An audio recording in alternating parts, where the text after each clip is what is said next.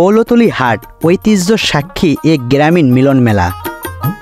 গোপালগঞ্জ জেলার প্রাণকেন্দ্রে অবস্থিত একটি ছোট্ট অথচ ঐতিহ্যবাহী জনপদ বৌলতলী। আর এই জনপদের অন্যতম গর্বের নিদর্শন হচ্ছে বৌলতলী হাট।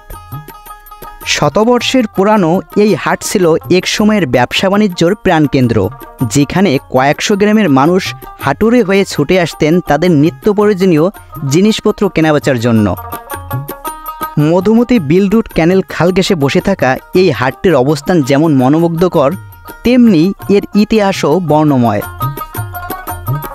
বৌলতলী খেয়াঘাট থেকে শুরু করে বৌলতলী ব্রিজ অবধি বিস্তৃত এই হাটটি বসে সপ্তাহে 2 দিন, শুক্রবার ও সোমবার।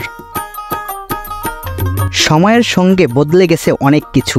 আধুনিক বাজার ব্যবস্থার প্রসারে ছোট হাটগুলোর জৌলস হারিয়ে গেলেও বৌলতলী হাট এখনও টিকে আছে তার নিজস্ব ছন্দে।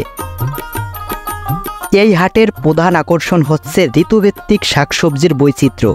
কৃষকেরা সরাসরি ক্ষেত থেকে তুলে আনা টাটকা শাকসবজি এখানে বিক্রি করেন, যা গ্রামবাসীদের জন্য এক বড় আস্থা ও নির্ভরতার জায়গা।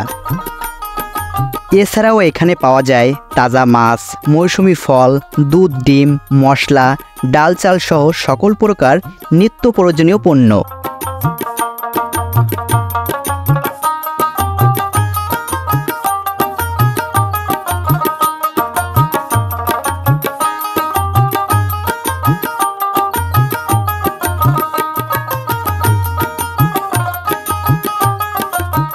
এই কর্মটা শিখছি ছোটবেলার থেকেই আর কি, মার পেটাতে পড়ে এই কর্ম শিখছি।